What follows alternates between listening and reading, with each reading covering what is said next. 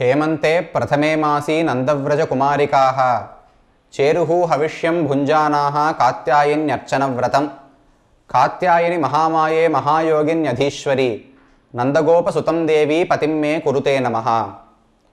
These shlokas from the Bhagavata Purana explain how the Gopikas of Vrindavan performed the Marhari Vratam and tried to get Krishna as their husband. Andal started thinking of herself as a Gopika Stri and started emulating them, and this Anukara is what is explained in the 30 verses of the Tiruppavai. First, in the first 5 stanzas of Tiruppavai, Andal gave an introduction to the Vratam that they are going to pursue and cleared all doubts that anyone had about that. Next, from the 6th song onwards, the next phase of the Divya Prabandham starts. This Tiruppavai has 30 Pasurams in total. This is divided into sections of 5 Pasurams. Ayyaindum Aindum Ariyada Manadarai Vayyam Sumappadum Vambu. This is a popular phrase. It says Ayyaindum Aindum. There are 25 plus 5, which is 30 songs in Tiruppavai. So how this Tiruppavai is divided is, the first 5 songs are an introduction. The next 10 songs are songs where Andal goes to wake up other Gopikas who are yet to wake up and join them to go and observe, to perform the Vrata. So Andal wakes up 10 Gopikas in the next 10 songs, from the 6th song to the 15th song. Then from the 16th to the 20th song, Andal tries to wake up the people who guard Nandagopa's house, the gatekeepers, Nandagopala himself, Yashoda, Balarama, Nappinnai Pirati and all the others. This is what she does in songs 16 to 20. Then from the 21st Pashuram to the 25th Pashuram, Andal directly wakes up Krishna and asks him to come listen to what they have to say. In the last 5 Pashurams, Andal requests why she says why she has come there and what she requires from Bhagavan. So there are 30 songs in total. The first 5 are introduction. The next 10 songs are where Andal wakes up 10 Gopikas to join her. In the next 5 songs, Andal wakes up the gatekeeper Nandagopala, Yashoda, Balarama and Nappinnai. Next 5 songs, she wakes up Krishna, and in the last 5 songs, she tells Krishna why she has come. Here, the 10 songs where she wakes up Bhagavatas, where she wakes up the Gopikas, is again divided into 2 sections of 5 and 5 songs.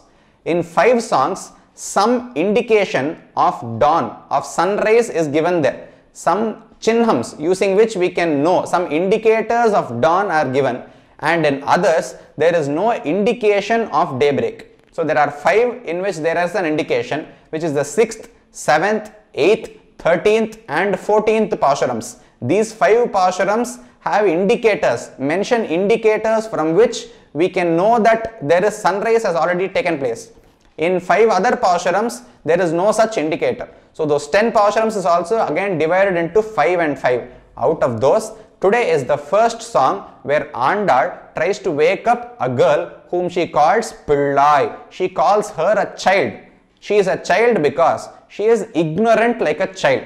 She knows about Krishna. She knows that Krishna is Paramatma himself. She has a lot of devotion for Krishna too, but she is new to the game. She is new to this fold of devotion, and so she does not know yet about the greatness of Bhagavatas. She knows the greatness of Bhagavan, but she does not know the superiority of the devotees of Bhagavan. So Andal refers to her as Pillai. You are a child. You don't know much. You know little about Krishna, but you don't know about the devotees of Krishna, and that is why you are still sleeping inside and making us call you, come to your door and call you. So Andal wakes her up. Pullum Shilambinahan, Pullarayan Koyilin, Vella Velishangin, Peraravam Kurtilayo, Pillai Edindirai.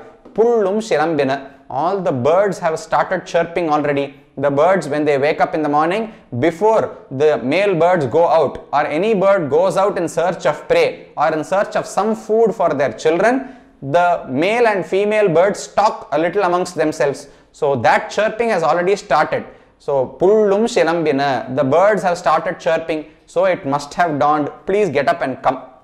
So the girl lying inside says, all of you have come here. So all the ruckus that you made, the sound that you made has woken those birds up forcefully, and so they are shouting. It is not dawn yet. The birds have not woken up because the sun has risen. They have woken up because of the sound that you all have made. So the birds chirping cannot be an indicator for sunrise. Please tell me some other indicator. This is what the girl lying inside said. So Andal next said, Pullarayan koyilin vella vilishangin peraravam kettilayo. Pull means bird. Arayan means the leader. So the leader of all the birds is none other than Garuda. Pullarayan ko means the Swami, the Nayaka for Garuda, who is none other than Sriman Narayana. So Pullarayan koyil, the place where the Lord of Garuda resides, the temples, koyilin vellai vilishangin peraravam kettilayo. When the Lord wakes up, when the Vishwarupa ritual is performed in the temples, they blow into a conch. So that Shankha Dhwani must be heard by everyone around. So Andal tells to that girl, can't you hear the sound of the Shankha coming from all the temples? Isn't that proof enough that the sun has already risen? Vellai vilishangin peraravam kettilayo. It is deafening to us. We are all able to know that Bhagavan is now awake, Vishwarupam has already happened, so we must go immediately and stand in front of him.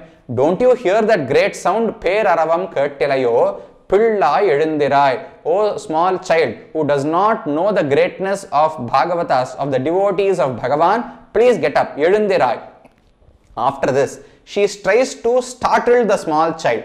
Pilla edundirai, peimulai nanjundu. Krishna drank poisoned milk from Putana.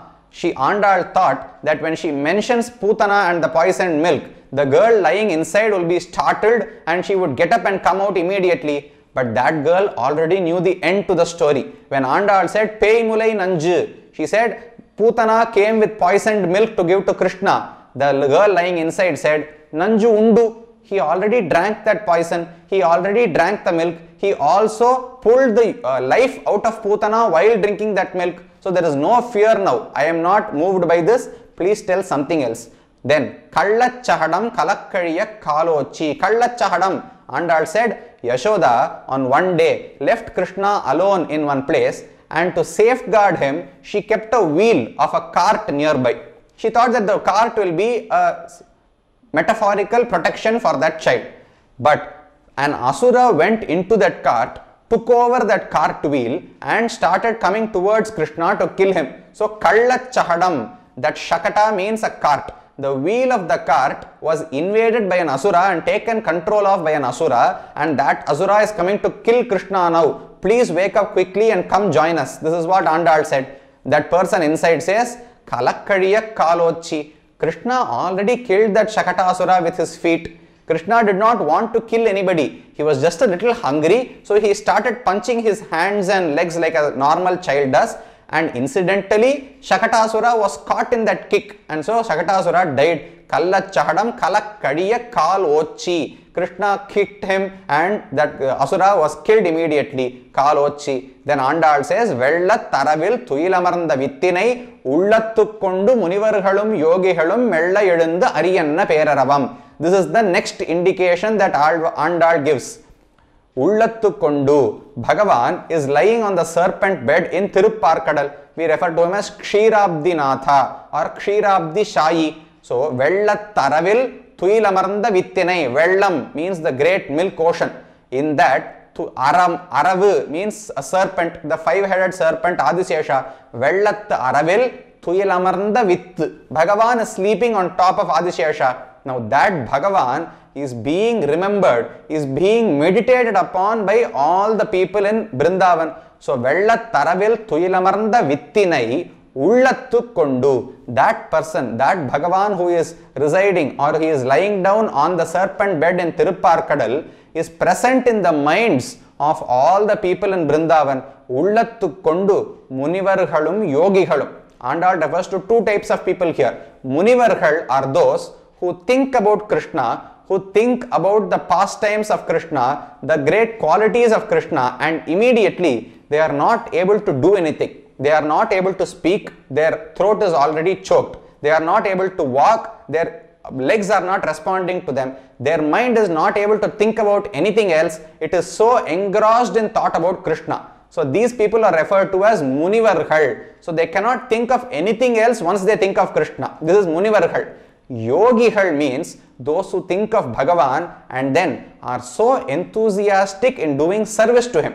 There are two kinds of devotees always. Some like to sit at home, meditate about Bhagavan, read about him and ponder more and more about him and enjoy listening to Katha or something about him. This is one category. The other category is they want to go to a temple, they want to take Bhagavan on a procession, they want to hold the lamp, they want to hold the chhatra or the chamara for Bhagavan, they want to do some activity, do some service to him, they want to be active always. So Bhagavan requires both types of devotees.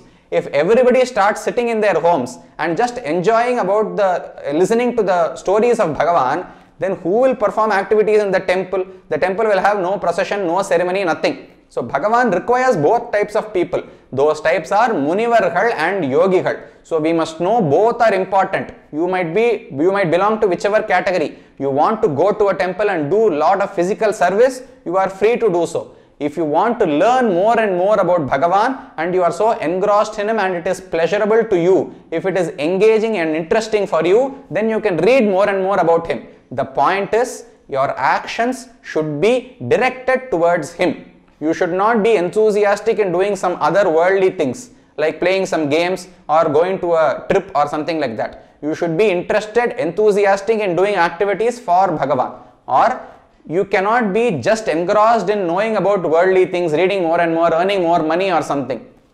You should be engrossed in learning about Bhagavan and thinking about his Kalyana Gunams. So whichever you are, whether you are interested in knowing more and more and thinking more, whether you are an intellectual or you want to perform, I am not saying the two are mutually exclusive. You can be, our acharyas were great intellectuals and they had so much interest in service also. Swami Ramanuja was a great intellectual. See, he has written a commentary for the Brahma Sutrams of Vedavyasa. He has written a commentary for Gita. He has written commentaries for Upanishads. He has written so many texts. However, he started by doing service to Lord Varadaraja by bringing water from a well every day for the Abhishekam of Varadaraja. So Ramanuja never left out anyone. He was interested in Kainkaryam, he was also interested in knowing about Bhagavan. So we can be either or we can be both. It is up to us and our interest, but we should be involved in some activity involving Bhagavan. That is what is important. Andal tells us here. Mella edundu ariyendra peraravam. So these people are getting up slowly because